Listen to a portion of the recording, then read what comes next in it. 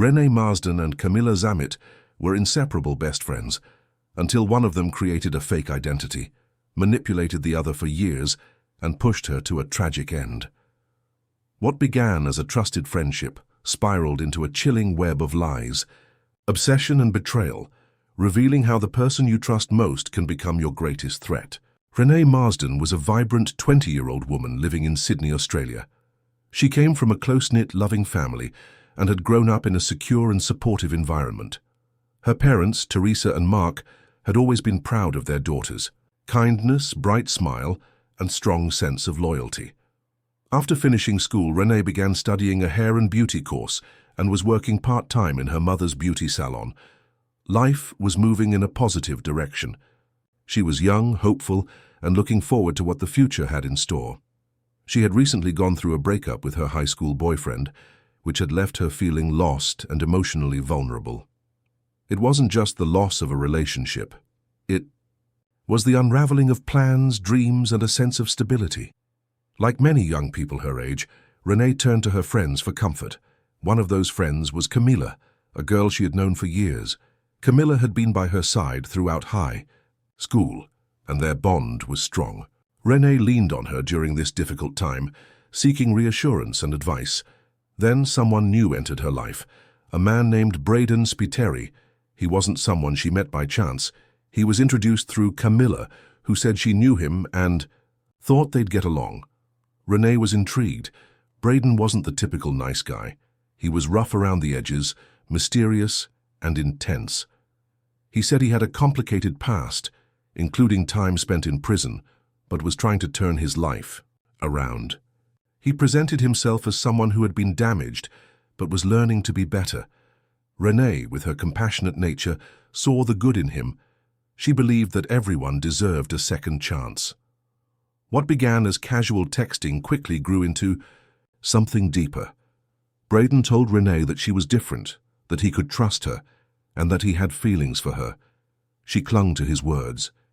He seemed to understand her pain, to say exactly what she needed to hear. Their connection deepened even though they never met in person. Whenever Renae asked to meet, he had a reason not to. He was busy with legal issues, he was on probation, or he had to stay out of certain areas. Renae accepted the excuses. She believed in him. The relationship consumed her.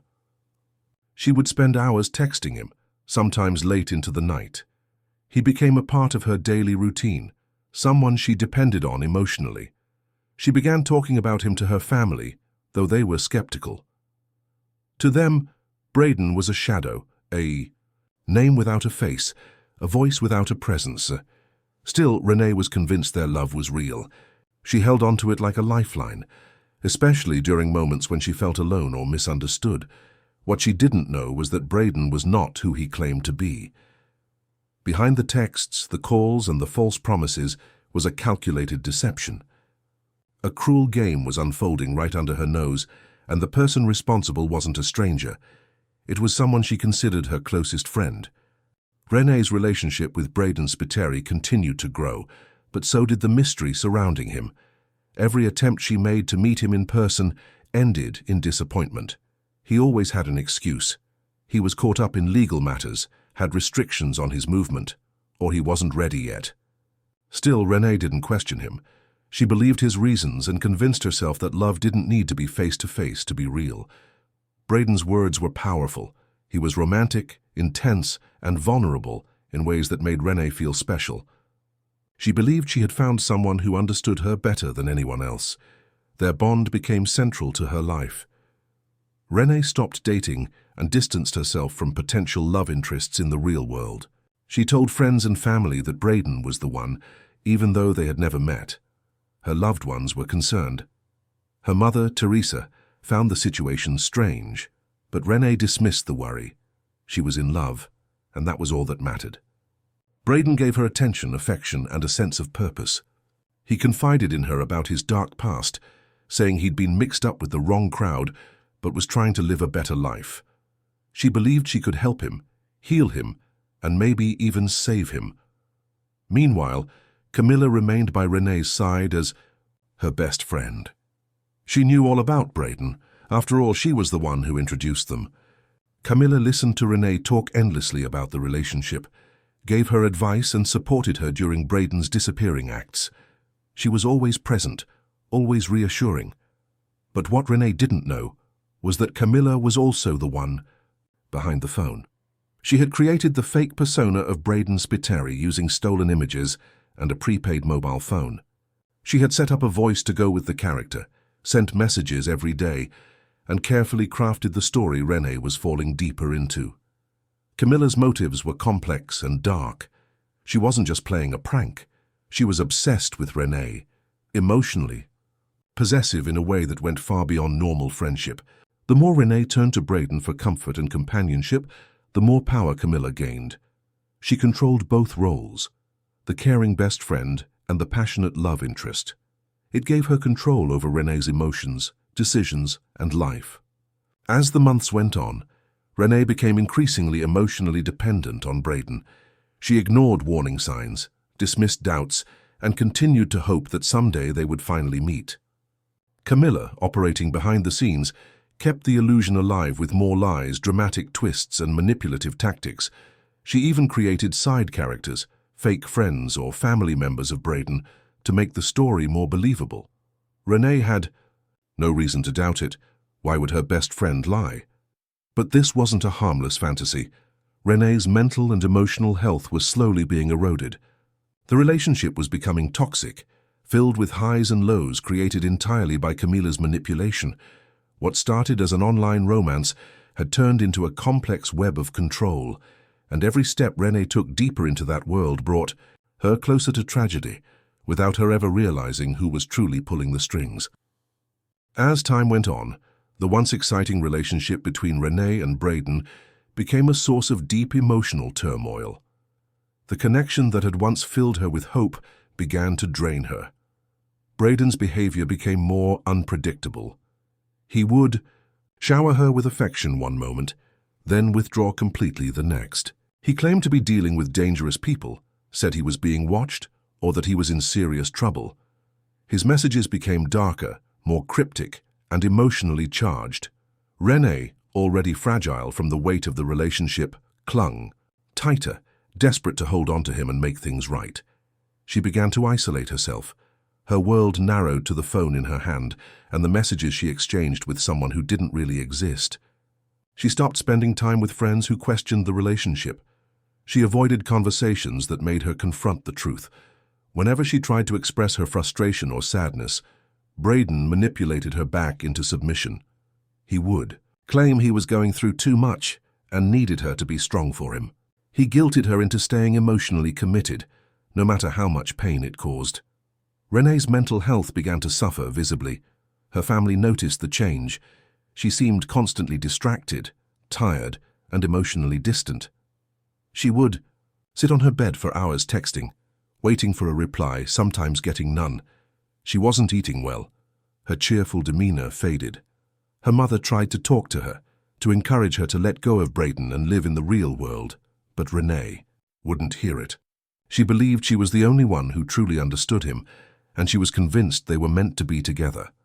All the while, Camila remained close. She offered comfort when Renae cried about Brayden's coldness, gave advice when the relationship seemed to fall apart, and always managed to be nearby when Renae needed someone. But she never revealed that she was the one behind Brayden's words. Camila fed both sides of the story. She carefully crafted moments of connection and heartbreak to keep Renae emotionally dependent. At times, Brayden would threaten to disappear, forever. Other times he would beg Renae not to give up on him. It was an exhausting emotional roller coaster that Renae didn't know how to get off. Eventually, Brayden told Renae he was going back to prison. He claimed he was being forced to turn himself in for past crimes. He said goodbye in a way that felt final. Renae was crushed. She sent message after message begging him not to leave her. He didn't reply. She turned to Camila, who again provided comfort, never revealing that the entire situation had been fabricated. Renae was left confused, heartbroken, and emotionally shattered. In the final days leading up to her death, Renae's messages became desperate. She wrote long emotional texts expressing pain, confusion, and hopelessness. She felt abandoned, not just by Brayden but by the world around her. Her grip on reality was slipping, and she couldn't find a way out of the maze she had been led into. The emotional toll of years of manipulation had pushed her to the edge, and no one knew just how close she was to falling. When Renae disappeared on August 5, 2013, her family was left in a state of shock. Earlier that day, she had spent time with Camila at a shopping center. Nothing seemed out of the ordinary. They had lunch, talked, and laughed like they always did. But just hours later, Renae drove alone to the Gap, a notorious cliffside location in Sydney known for tragic endings. Her car was found parked nearby. Inside were her phone, handbag, and other personal belongings. But Renae was gone. Her body was never recovered. The news devastated her family and friends. They were overwhelmed with grief but also confusion. Renae hadn't shown obvious signs that she was planning to end her life. Her parents couldn't make sense of it. She was young, had goals, and had people who loved her. They knew she had been emotionally distressed about Brayden, but they didn't realize how deeply the relationship had affected her. In the days that followed, they began to look for answers, digging through her phone and piecing together her final messages and digital footprint. That's when everything began to unravel. What they found was a strange pattern of messages, inconsistent timelines, and a series of interactions that didn't quite add up.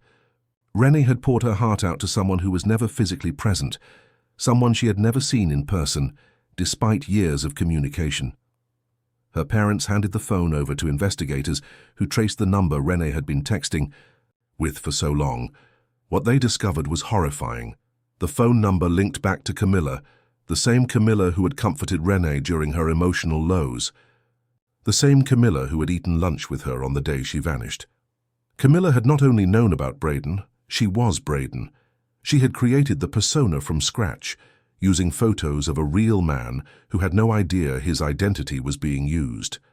She had used different phone numbers, manipulated voice calls, and sent hundreds of messages under the false identity. All along she had played both parts, Renae's emotional tormentor and her closest confidant. When confronted, Camila denied having any ill intent.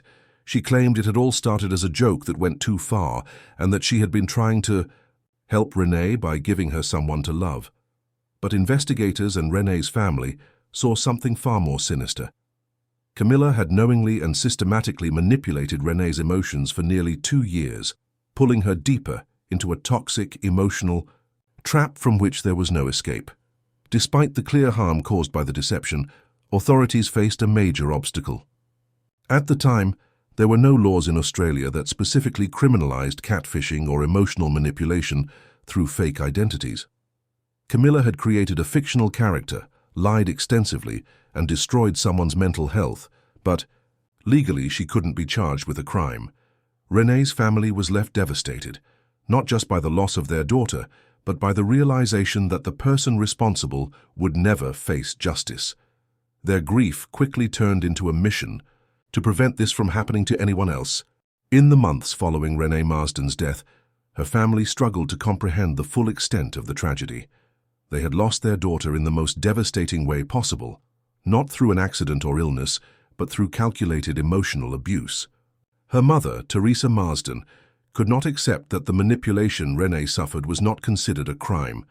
The pain was compounded by the fact that the person responsible was someone Renae had trusted completely.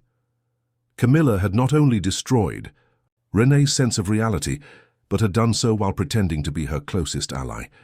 It was a betrayal of the worst kind, one that left the Marsden family shattered. Rather than retreat into silence, Teresa chose to speak out. She began sharing Renae's story publicly, determined to raise awareness about the dangers of emotional manipulation and online deception. She wanted the world to know that catfishing wasn't just an internet prank. It could destroy lives. Teresa attended interviews, spoke at events, and began lobbying for legal changes. She pushed for legislation that would recognize the seriousness of identity deception and psychological abuse, especially in cases where the victim suffers lasting harm or, as in Renae's case, takes their own life. Her efforts gained national attention. Many were shocked to learn that under existing laws, Camila had not broken any criminal statute. She had used a fake identity, created false relationships, and manipulated someone for years, but there was no legal framework to hold her accountable. This glaring loophole inspired support for what would become known as Renae's Law, a proposed set of legal reforms aimed at criminalizing catfishing and identity-based emotional abuse. The proposed law called for serious penalties for those who used false identities to engage in sustained manipulation or harassment, particularly when it led to significant psychological harm. The campaign sparked difficult but necessary conversations across Australia. People began to question how digital communication could be used as a weapon, how technology enabled deception, and how emotionally vulnerable individuals were often the most at risk. Renae's story resonated deeply because it showed that anyone, even someone surrounded by love and support, could fall victim to a lie that felt real. Though Renae's Law has not yet been passed as official legislation, the push for reform has already made an impact. Law enforcement agencies have increased awareness and training around online deception. Mental health organizations have begun developing resources for victims of catfishing and online abuse. Conversations that were once rare have now become part of broader public discourse, thanks to Teresa's unwavering determination. Renae Marsden's death was a tragedy that should never have happened. But through her story, others have been warned. The mask of the internet can hide more than just a stranger. It can conceal someone dangerously close. Renae believed in love, in trust, in friendship. She believed the words on her phone came from a man who cared for her. Instead, they were carefully constructed lies from someone she thought would always protect her. Her story is a heartbreaking reminder of how devastating betrayal can be, especially when it comes from someone hiding in plain sight.